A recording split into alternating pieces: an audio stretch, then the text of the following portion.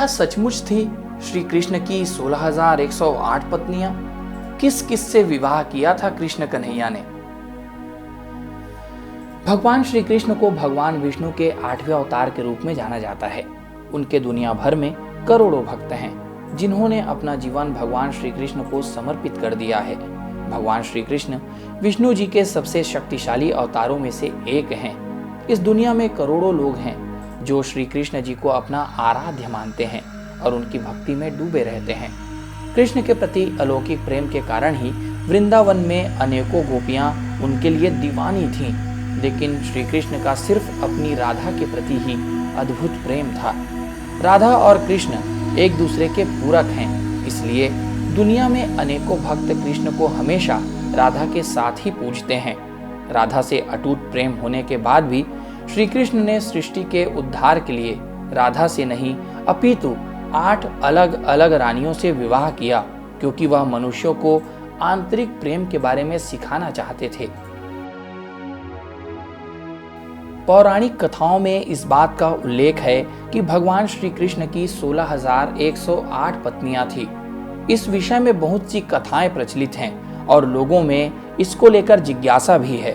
तो आइए जानते हैं श्री कृष्ण जी की 16,108 पत्नियां होने के पीछे का राज। पुराणों के अनुसार कृष्ण जी की मूलतः 8 ही पत्नियां थी, जिनके नाम हैं रुक्मणी, जामवंती, सत्यभामा, कालिंदी, मित्रबिंदा, सत्या, भद्रा और लक्ष्मणा। इन सब से श्री कृष्ण ने विवाह क्यों किया, इसकी अलग अलग कथाएं हैं। आइए विस्तार से इनके बारे में जानते हैं। पहला, रुक्मणी। कृष्ण जी की पहली पत्नी थी रुक्मणी, जो कि स्वयं मां लक्ष्मी का अवतार थी। रुक्मणी राजा भीष्मक की पुत्री थी, जो विदर्भ के महाराज थे। रुक्मणी अपनी सुंदरता, बुद्धिमानी एवं न्यायप्रिय व्यवहार के लिए प्रसिद्ध थीं। रुक्मणी जी ने अपना जीवन श्री कृष्ण जी को समर्पित कर दिया था, क्योंकि वह उनकी साहस और पराक्रम की गाथा सुनते हुए बड़ी हुई थी। उन्होंने मन ही मन कृष्ण को अपना पति मान लिया था, किंतु उनके भाई रुक्मी और पिता भीष्मक ने रुक्मणी का विवाह शिशुपाल के साथ तय कर दिया था, क्योंकि उनके पिता व भाई का संबंध जरासंध, कंस और शिशुपाल से था और वो चाहते थे कि रुक्मणी का विवाह शिशुपाल से हो, ताकि राजनैतिक सामंजस्य बना रहे। किंतु रुक्मणी श्री कृष्ण से अत्यंत प्रेम करती थी, इसलिए उन्होंने कृष्ण जी को प्रेम पत्र लिखकर भेज दिया।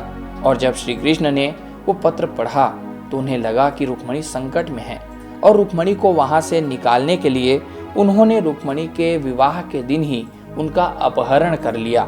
इसके बाद शिशुपाल और रुक्मणी के भाई रुक्मी के साथ श्री कृष्ण का युद्ध हुआ, जिसमें श्री कृष्ण विजयी हुए और वह रुक्मणी जी को अपने साथ रथ पर बैठाकर द्वारिका ले आए, जहां भव्यता से श्री कृष्ण जी का विवाह देवी रुक्मणी के साथ संपन्न हुआ। जामवंती। श्री कृष्ण का दूसरा विवाह जामवंती से हुआ था, जो जामवंत की पुत्री थी। राजा सत्राजीत ने कृष्ण पर मणि चुराने का आरोप लगाया था। कहते हैं वह दिव्य मणि सत्राजीत को सूर्य देव की उपासना करके प्राप्त हुई थी। असल में मणि जामवंत के पास थी, जिसे जामवंत ने सत्राजीत के भाई प्रसन्नजीत को मारकर छीन ली थी। जब श्री कृष्ण जी को यह बात पता चली तो उनके और जामवंत के बीच में भयंकर युद्ध हुआ, जिसमें श्री कृष्ण विजयी हुए और उन्होंने जामवंत से मणि लेकर सत्राजीत को वापस किया। युद्ध में पराजित होने के बाद जामवंत ने अपनी पुत्री जामवंती का विवाह श्री कृष्ण से कर दिया। सत्यभामा। भगवान श्री कृष्ण राजा सत्राजीत के पास मणि लौटाने गए और अपने ऊपर लगे सभी आरोपों को उन्होंने गलत साबित किया। राजा सत्राजीत की एक कन्या थी सत्यभामा, जो कि अत्यंत सुंदर और शक्तिशाली थी। जब श्री कृष्ण ने सत्राजीत को मणि लौटाई तो सत्राजीत को अत्यंत ग्लानि और लज्जा हुई, इसलिए उन्होंने श्री कृष्ण से क्षमा मांगते हुए अपनी पुत्री सत्यभामा से विवाह करने का प्रस्ताव उनके सामने रखा और साथ ही उस दिव्य मणि को दहेज के रूप में उन्हें भेंट कर दिया। तब श्री कृष्ण ने सत्यभामा को स्वीकार किया और वो मणि सत्राजीत को लौटा दी। कालिंदी। एक बार श्री कृष्ण अर्जुन के साथ जंगल में घूम रहे थे, जहां वे पानी पीने के लिए यमुना नदी के किनारे गए। वहां उन्होंने देखा कि सूर्य पुत्री कालिंदी श्री कृष्ण की तपस्या कर रही है।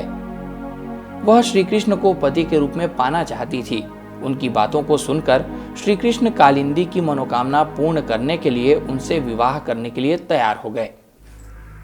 मित्रविंदा कहते हैं कि अवंतिका यानी उज्जैन की राजकुमारी मित्रविंदा भी रुक्मणी की तरह ही श्री कृष्ण को मन ही मन प्रेम करती थी और उनसे विवाह करना चाहती थी, परंतु उनके दोनों भाई विंद और अनुविंद ने उनका विवाह दुर्योधन के साथ तय किया था।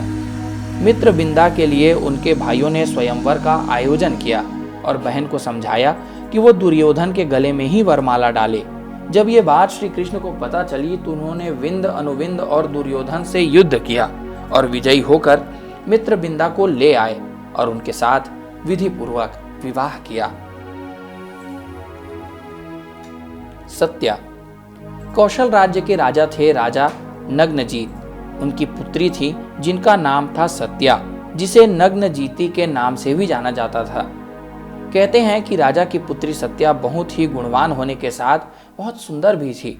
इसलिए राजा ने अपनी पुत्री के विवाह के लिए शर्त रखी कि जो भी वीर 7 बैलों को हराकर उन पर जीत पाएगा उसी पुरुष से वो अपनी पुत्री का विवाह कराएंगे। कहते हैं कि सत्या श्री कृष्ण की परम भक्त थी और उनसे अंतरात्मा से प्रेम करती थी। भगवान कृष्ण ये बात जान गए और उन्होंने 7 बैलों को अपने वश में करके उन पर विजय प्राप्त की। भगवान श्री कृष्ण का पराक्रम देखकर नग्नजीत ने अपनी पुत्री का विवाह उनसे कर दिया। भद्रा के कई देश के एक राजा थे जिनकी भद्रा नाम की पुत्री थी। पुत्री जब विवाह के योग्य हुई तो राजा ने उसके लिए एक स्वयंवर का आयोजन किया। राजा ने श्री कृष्ण को भी निमंत्रण दिया। श्री कृष्ण अर्जुन के साथ स्वयंवर में पधारे। जब भद्रा वरमाला हाथ में लेकर राजाओं को देखती हुई आगे बढ़ी तो वो धीरे धीरे जब भगवान श्री कृष्ण के निकट आई तो उन्हें देखते ही उसने अपनी वरमाला उनके गले में डाल दी। भद्रा के माता पिता ये देखकर बड़े प्रसन्न हुए और पूरे रीति रिवाज से श्री कृष्ण और भद्रा का विवाह किया। लक्ष्मणा भद्र देश की राजकुमारी थी जिनका नाम लक्ष्मणा था। वह श्री कृष्ण को प्रेम करती थी। जब श्री कृष्ण को यह बात पता चली कि लक्ष्मणा उनसे प्रेम करती है तो वो अकेले ही लक्ष्मणा का हरण करके अपने साथ ले गए।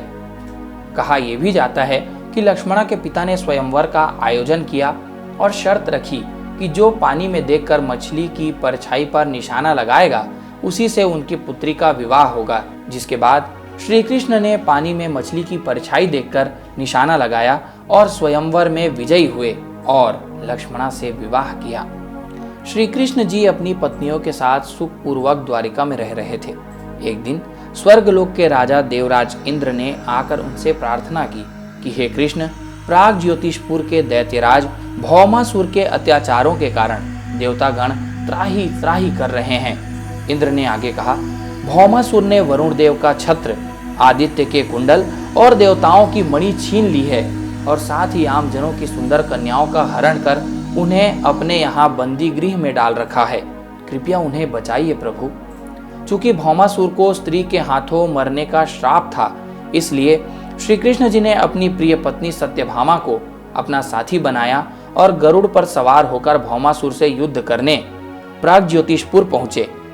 सबसे पहले मूर दैत्यों सहित मूर दैत्य के 6 पुत्रों ताम्र, अंतरिक्ष, श्रवण, विभावसु, नभश्वान और अरुण का संहार किया।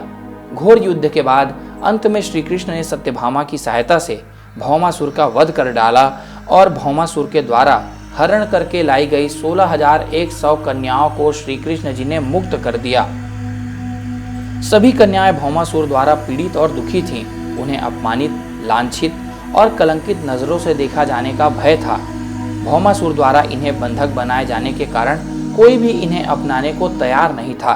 तब अंत में श्री कृष्ण जी ने सभी को आश्रय दिया और सभी को अपने साथ द्वारिका ले आए।